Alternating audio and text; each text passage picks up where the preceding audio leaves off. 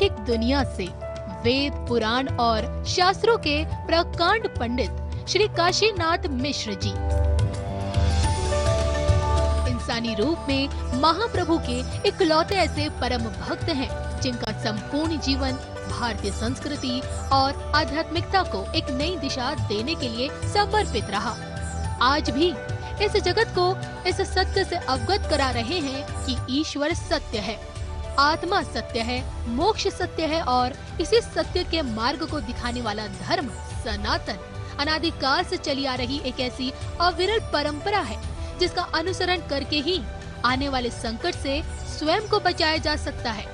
वेदों का सार श्रीमद् भागवत गीता हो या फिर सतयुग से कलयुग तक की भविष्यवाणियों का अमूल्य संग्रह भविष्य मालिका पुराण, वर्षों का अध्ययन और महाप्रभु की दैवीय कृपा से मिली दैवीय शक्ति से परिपूर्ण पंडित श्री काशीनाथ महाराज आम जनमानस के अंधकारमय जीवन को सत्यता का प्रकाश दिखाने पहली दफा आ रहे हैं अपने सुविचारों के साथ आपके संस्कार चैनल पर। जय जगन्नाथ।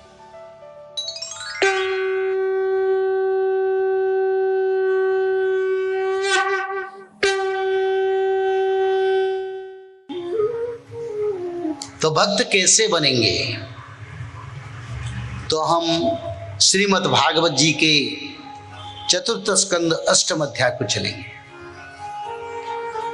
आप जाने हैं, ध्रुव एक भक्त था, छोटा सा बच्चा 6-7 साल का।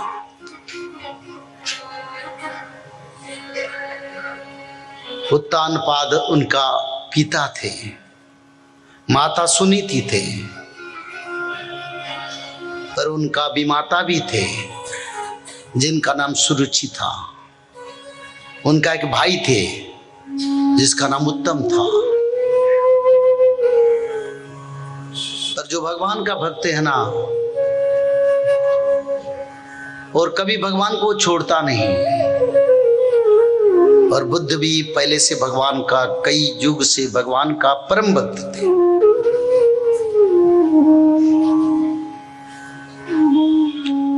और भगवान की अनन्यतम भक्तों के सारा विश्व में भक्ति भाव दृढ़ विश्वास का प्रतिपादन किया।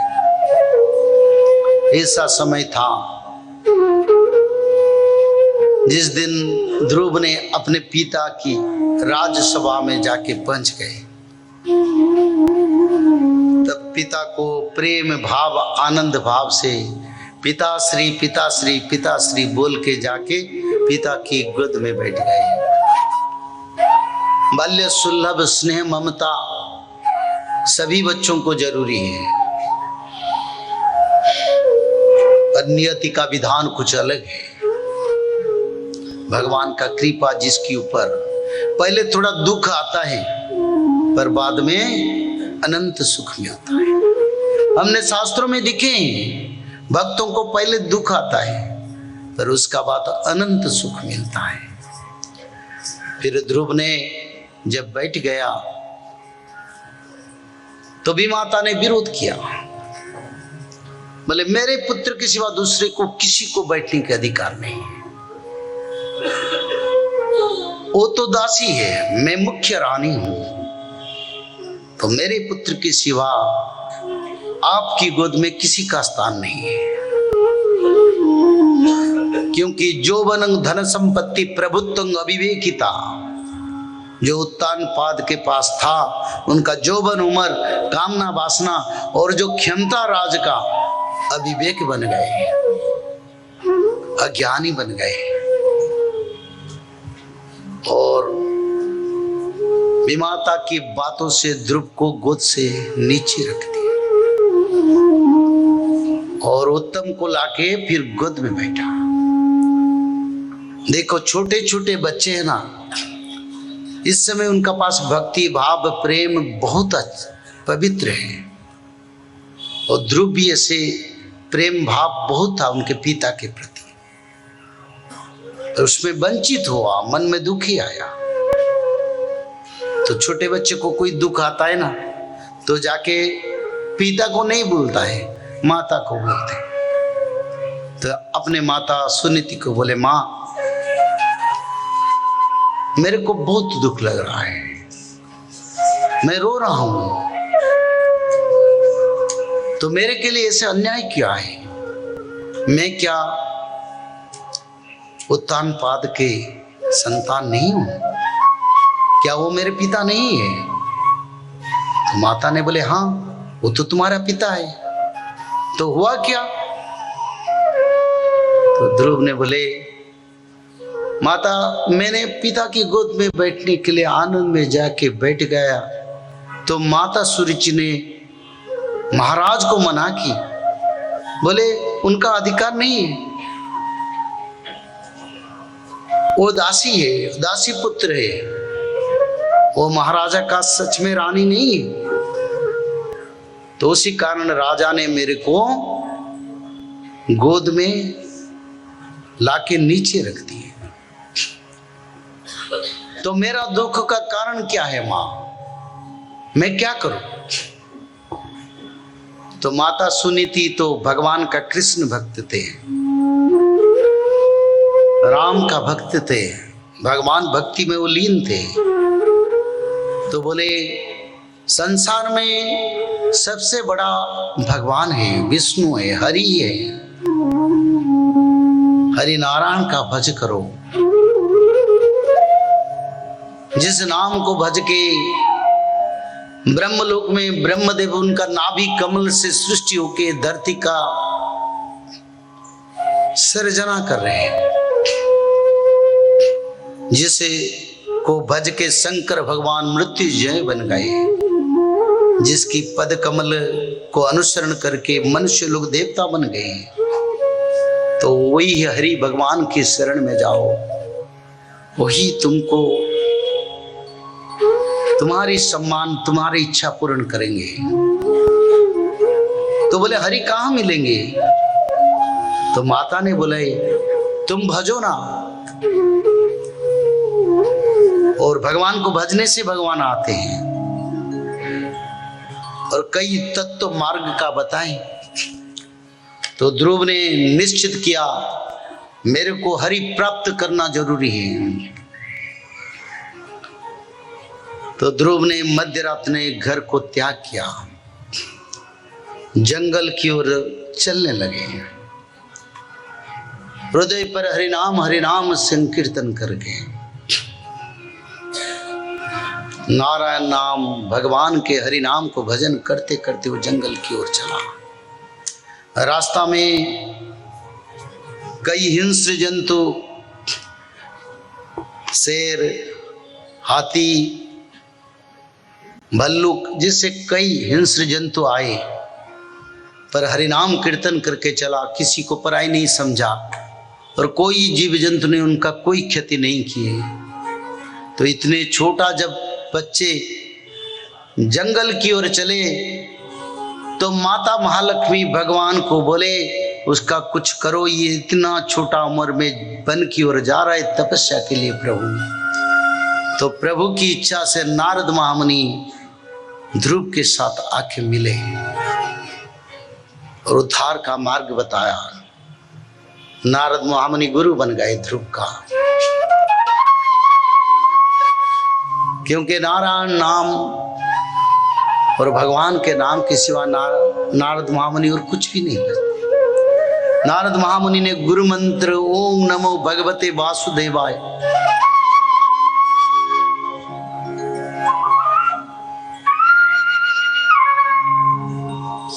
क्योंकि सत्ययुग का कहानी है। सत्ययुग में भी भगवान का नाम वासुदेव था, पहले से ये निश्चित था वसुदेव का पुत्र होके भगवान आएंगे। तो नारद महामुनि ने पहले से मंत्र देते, उस समय भगवान कृष्ण जन्म नहीं हुए थे, पर वासुदेव नाम दे दिए। ओम नमो भगवते वासुदेवाय। तो ओम नमो भगवते वासुदेवाय पकड़ के ध्रुव ने चला और जंगल में शुद्ध जल में स्नान करके छोटा सा बच्चा भगवान आराधना में बैठ गया। पहले एक कैथ फल को खाके 3 दिन में एक बार, फिर एक बद्री का फल को, बद्री फल को खा के 3 दिन में एक बार खा के 2 महीने तक कठोर तपस्या किया हो। उसका बाद 2 महीने तरु तृण खा के उन्होंने तपस्या किया और 5वें महीना में वायु को रोध करके उन्होंने तपस्या किया। फिर एक पैर पर तपस्या किया। फिर 6वां महीना में एक उंगली पर जब तपस्या किया तब सभी देवता त्रस्त हो गए। सभी ऋषि मुनि भगवान को स्तुति करने लगे, बोले प्रभु इतने छोटा बालक इतने कठोर तपस्या कर रहा है, प्रभु उसको उद्धार करो। तो भगवान आके ध्रुव को आशीर्वाद करें, दर्शन दिए। पर ध्रुव ने भगवान का दर्शन कैसे पाया? तो नारद महामुनि ने उनको बताए थे, जाके मधुबन जहां भगवान कृष्ण का निवास स्थल कालंदी के तट पर, वहीं पर त्रिकाल संध्या करो, जो त्रिकाल संध्या मैं आपको बता रहा हूं। ध्रुव भी एक मानव था और त्रिकाल संध्या के माध्यम से 3 संध्या उन्होंने किया, स्नान शौच होके, और त्रिकाल संध्या को करके माधव यानी भगवते वासुदेव भजन किया। उनको कोई शुल्क मालूम नहीं था, स्तोत्र मालूम नहीं था, बस इतने भजा ओम नमो भगवते वासुदेवाय। 3 संध्या के कारण ध्रुव ने मनुष्य से देवता बन गया और भगवत कृपा आ गया। नारद महामुनि ने बोले थे, ध्रुव तुम जब भगवान का नाम पकड़ोगे, देखो अगर घर में भगवान को आप भजते हैं तो कैसे भजेंगे?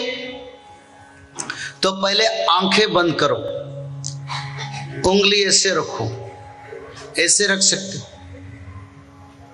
क्योंकि ये मस्तिष्क तक आता है, ये सारे नर्व सिस्टम यहां चल जाता है। तो ऐसे रखने से फिर सारे मोह माया को भूल जाओ। अपने आंखें बंद करो, भ्रुकुटी की ओर नजर देखो, नहीं तो आंखें चाह के भगवान को देखना मुश्किल की। तो आंखें बंद करके यहां देखो तो सामने भगवान देखोगे। तो भगवान का रूप का परिकल्पना करो, कैसे प्रभु पैर पर घुंघर बंधे हैं, रंग लगा है, सुंदर पीत बसन परिधारित है, कटी पर कटी मेखला है और स्कंद पर सुवर्ण पैता है, बनमाला है, कर्ण पर कुंडल है और शंख चक्र गदा पद्म पकड़ के तुम्हारे सामने खड़े हैं। तब नाम भजो। देखो प्रभु आ गए और नाम भजो। ऐसे नारद महामुनि ने भी बताए थे। तब भगवान आ जाएंगे सामने।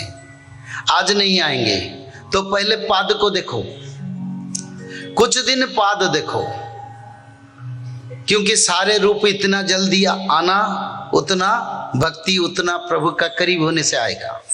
पहले पाद देखो, बस शरीर को धीरे धीरे पद से ऊपर देखने लगो। फिर समय आएगा पूर्ण रूप से सच्चिदानंद रूपाय, यानी सच्चिदानंद रूप को देख के फिर आंखें बंद करके नाम भजन करो। देखो भगवान कृष्ण खड़ा है। प्रभु किसी रूप में चाहते हो, बंसी धारी या चक्र पद्म या विश्व रूप, जो भी चाहो दर्शन हो जाएगा। तब जहां देखोगे आंखें बंद करके वहीं पर भगवान दिखाई देगा। इधर देखे तो भगवान, इधर देखे तो भगवान, इधर देखे तो भगवान। तो ऐसी स्थिति को आना चाहिए और अंतर में भगवान आके बैठ जाएंगे। तो ऐसे ध्रुव ने किया था और त्रिकाल संध्या का पालन किया। 6 महीने त्रिकाल संध्या करने से ध्रुव को भगवान महाविष्णु के पूर्ण साकार रूप का दर्शन हो गए। और कलियुग में इनको मैंने 3 साल त्रिसंध्या करने के बता रहा हूं, क्योंकि कलियुग की कर्म थोड़ा बड़ा होना चाहिए, क्योंकि कलियुग में पाप ज्यादा है। वो सत्ययुग था, और सत्ययुग के 6 महीने, इस युग में कई साल होगा। तो ध्रुव ने भगवान का दर्शन किया, प्रभु उनको आशीर्वाद करे। उत्तानपाद को के बाद ध्रुव राजा बना, राज्य शासन करे। फिर ध्रुव चक्र पर, जिसको गोलक वैकुंठ कहते हैं, कल विचार करेंगे ध्रुव चक्र के बारे में, आज समय कम है।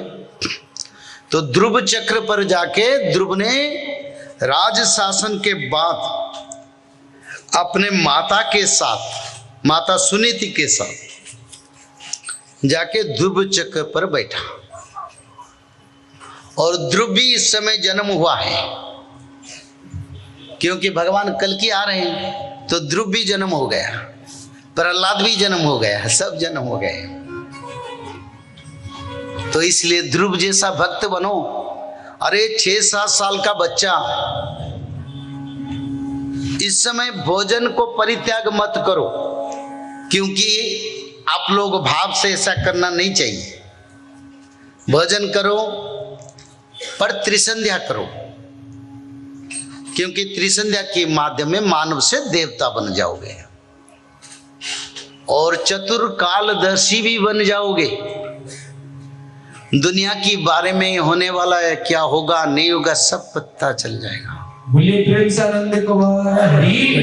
पर ऐसा भक्ति आना चाहिए, भाव होना चाहिए, और माधव नाम भजने से आप लोग भगवान का अति करीब हो जाएंगे। क्योंकि प्रभुताएं और भक्त लोग भी प्रभु का नाम भजे, तो प्रभु बोले मेरे भक्त मेरे को पहचान लिए। तो माधव नाम भी भजन करना जरूरी है। तो कलियुग की अंत के कारण कौन सा पाप की वजह से कलियुग का अंत हुआ? भला कलियुग का तो 4 लाख